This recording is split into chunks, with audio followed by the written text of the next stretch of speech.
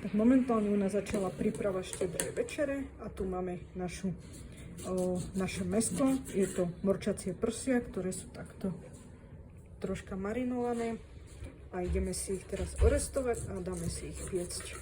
Tu sa nám už pripravuje pomaranč. Morku sme si zaliali pomarančovou šťavou, obalili sme si to s ňou a teraz morčacie prsia necháme marinovať v pomarančovej šťave a potom dáme piecť do truby a budú sa piecť 2 hodiny. Na pánvicu si dáme troška masla. A kombinácia.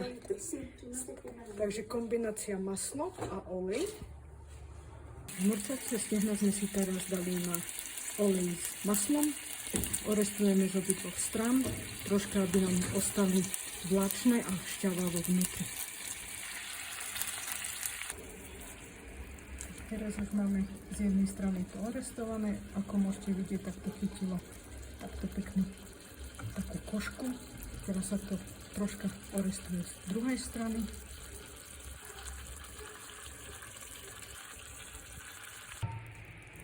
A teraz si našu morku položíme do takejto formy na pečenie, pretože to budeme prenašať.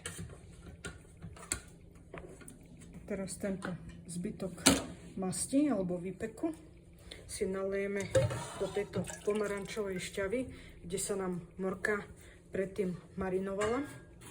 A vlastne s touto šťavou sa teraz zaleje naša morka a dá sa to piecť do rúry. Rúru máme vyhriatú na 180 stupňov. Morka sa teraz v tejto pomarančovej šťave bude piecť 1 hodinu a po 1 hodine sa to zaleje ďalšou omačkou a bude sa to piecť ďalšiu hodinu. Takže morku si ešte posypeme koreninami. Teraz si ju troška osolíme.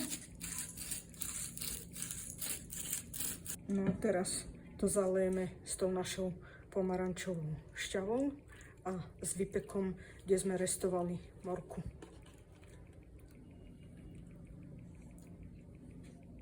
Morku sme si dali do rúry a teraz budeme piecť 1 hodinu.